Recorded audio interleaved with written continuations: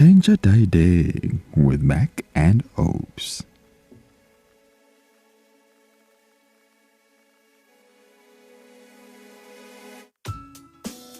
Good evening, family. Welcome to the plug that keeps on plugging. You know, this is my energizing moment, my most energizing moment, just right here in front of the camera. So if you are new on this channel, for those who, and you do not know who I am, I don't mind. I always introduce myself. The Opawara Malegana. Gumunaren wam subdo kata pas washa do tagas. Gingi kita nga mazul gamlom la tuturu sal goblo tawa turu boru mutul komari tsane. And as always, I'm chilling with my guy Mak. Hi Mak. Good evening, friends and family. Thank you once again for joining us. If you're a new subscriber, thank you for subscribing and for tuning in. If it's your first time watching, welcome. And I just want to call you to subscribe, turn on your post notification. Sure. That's what they say most. Yeah, oh yeah. And what else? And like and share and leave a comment. Oh yes. And whatever that is that you can do, but we just want to plug you. Welcome to you plug, and thank you for plugging in with us today. As you know that this is the beginning stages, I bit 3 Kinyana for me because I can't do that king kitty on my own. But here's a challenge: if we get to 500 subscribers by the end of this year, I'm gonna have my own king kitty. I'm working on it. I am going to make sure that I do it just for. Looking forward to that one. Yeah, I'm looking forward to that one. Sure. You don't have faith in me. Huh? You don't have faith in me. We shall see. Ndizayithatha ngesixhosa lokho. Nizova, nizondiva uXhosa. So yeah, guys, thank you very much for engaging us. Last week we had a very interesting topic. We've seen all your comments. We really do appreciate your engagement. We have seen, and you guys were active on the cloth comment, and we saw you guys commenting, and we really do appreciate that. And now we're still on the roll.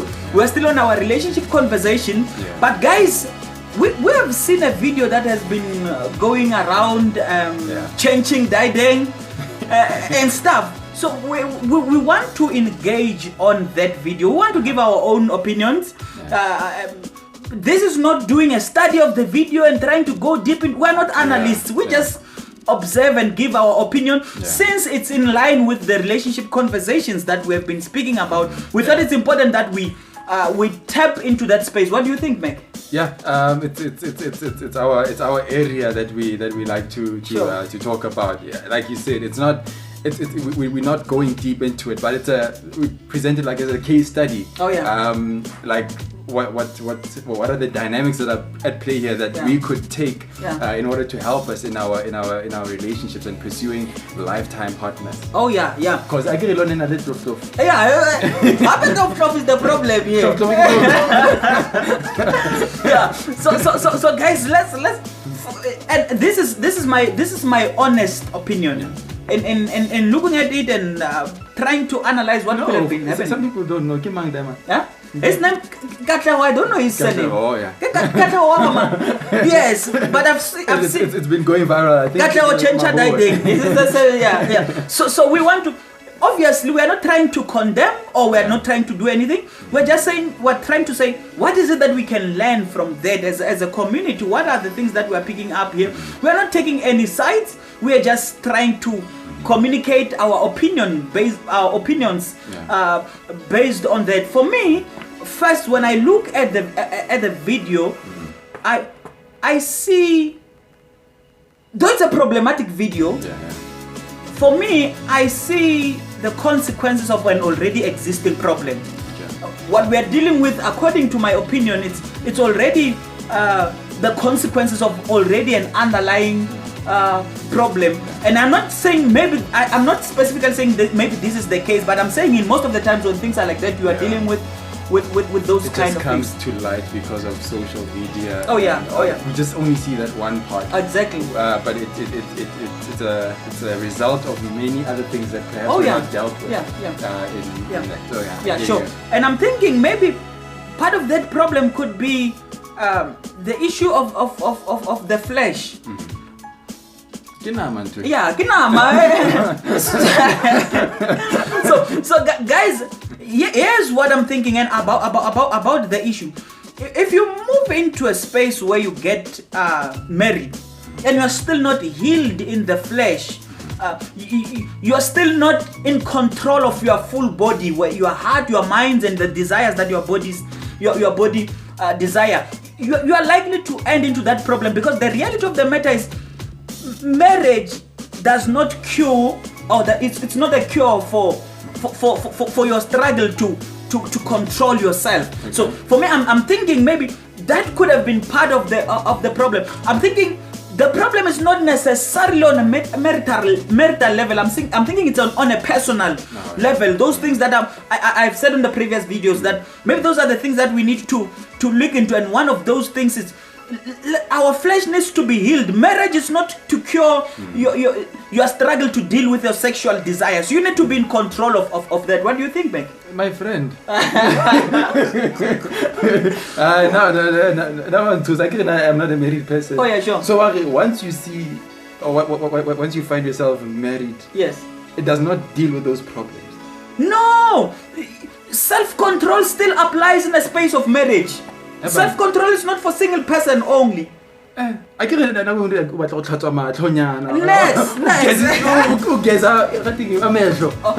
course, you will see. I mean, you will see that people around. Yeah.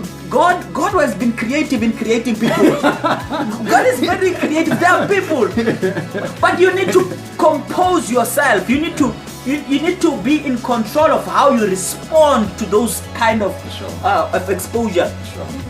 Definitely, even if you are married, the issue of sexual purity does not only apply to single people. Even married people, you still need to be able to control your flesh. Sure. Yeah. I think it speaks to what Rev Ero talked about values. Yes. that you have to create for yourself. Oh yeah. That don't wait until you're in a marital space to start developing values. Sure. But even before entering into it, that you know, and that this is what I stand for, and these are the boundaries that I can. Sure. That I can't go beyond. Oh yeah. Because like you say, in the marital space, it does not cure those stuff. So yes. Self-control, I think, is a very important one. Oh, yeah. Not for the marriage, but also for yourself. For yourself. Because it does not affect only the other person, as we can see in this.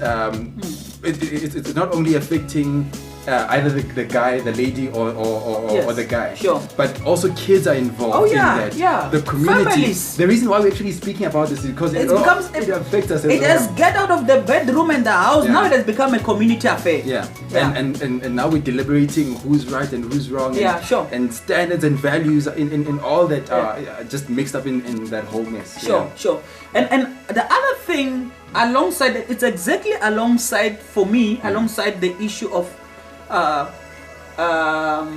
being healed in the flesh, the issue of self-control, as you've already highlighted. You need to be able to zip your pants. Yeah. You need to hold fast on that zip. If you need to put on the loop, you need to do that, because we are dealing with it. And for me, this is key, because it's not only it's even within the church space.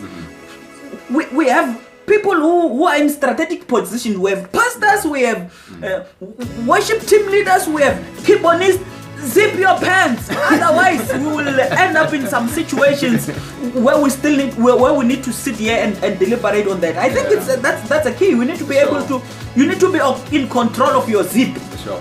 The unfortunate part of this is that it has happened to a very high esteemed figure. Oh yeah. And the people that you also mentioned, the worship team, the pastor, are in high positions. Oh yeah. And it becomes a highlight. It's not that it's not something that's existing on the ground. Yeah, sure. It's not as seen. Yes. So it's not a problem that's unique to these individuals, but to even those on the ground level. And it becomes important for each and every one of us to handle and deal with this in our own spaces. Sure.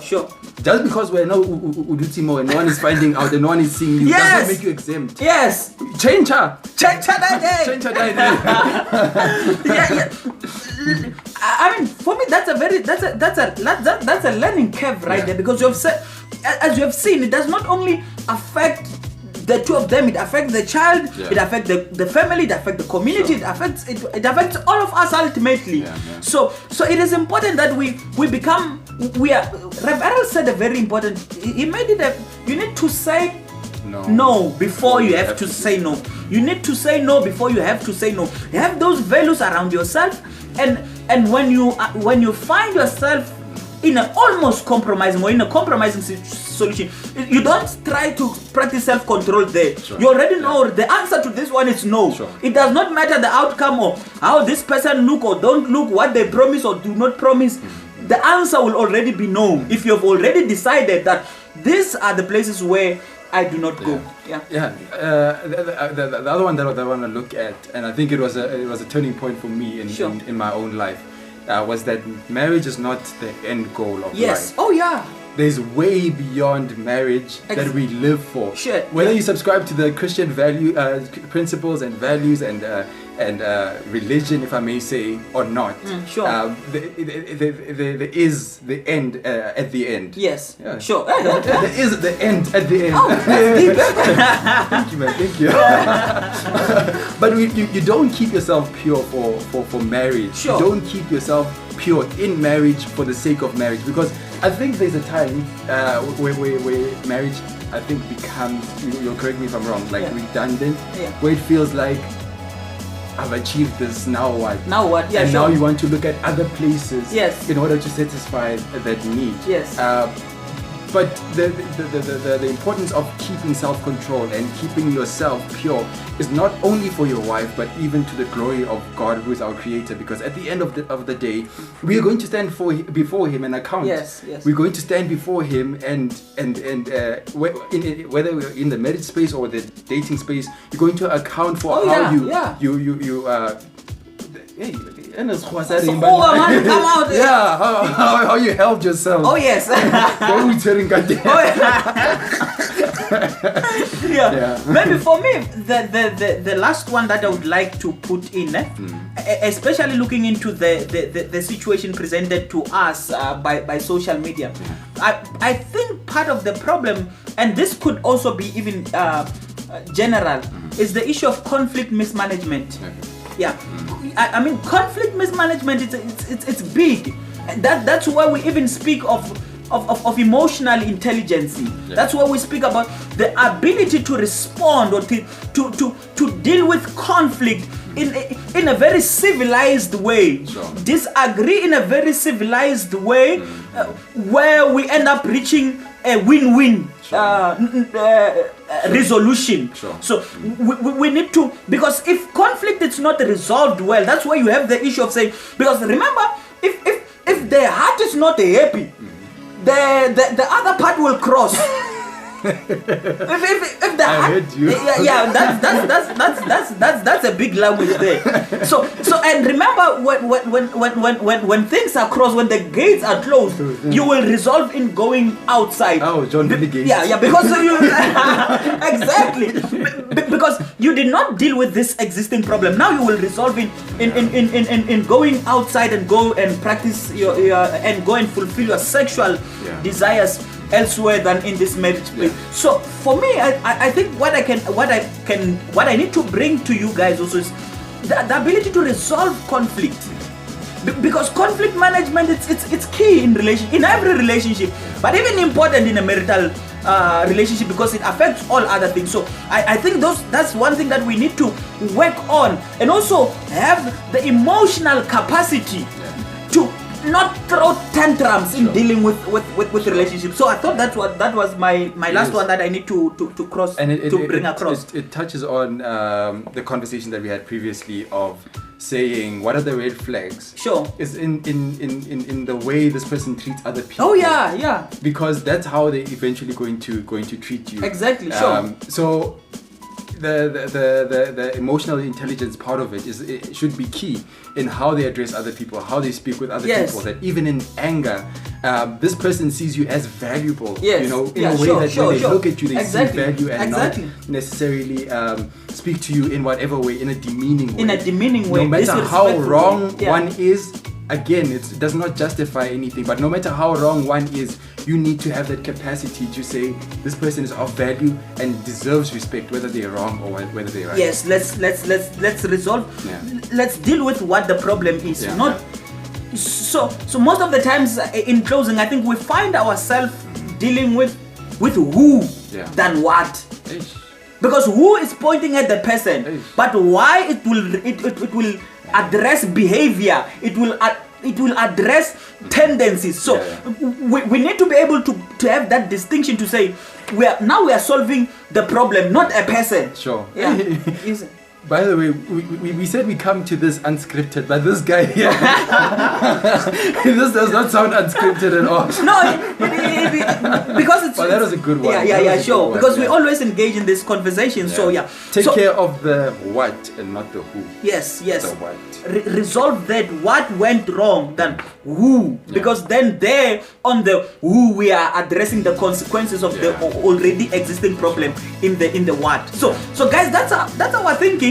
Obviously you have seen that we're not dealing with Katlego's situation directly, but we are speaking with about situations resolving those kind of cases, including this specific one. So we would like to hear what you are thinking. Yeah, let us know your thoughts. Yeah. As usual, we want to engage that and allow this community to help us even shape our own thinking and our own prejudices and our own blind spots. Oh yeah. Because we clearly do not come with the know-it-all. Exactly. But we want to learn and engage. We learn from the community. Yeah. So please engage us. Let us know what you think. Let us know what is it that we are missing. We would love to learn and to hear from your side. So thank you very much once more for joining us. We are always excited to have this time where we can share what we are thinking with you and also learning from you in return. Yeah. So from the two of us, stay plugged. Ciao. Yes.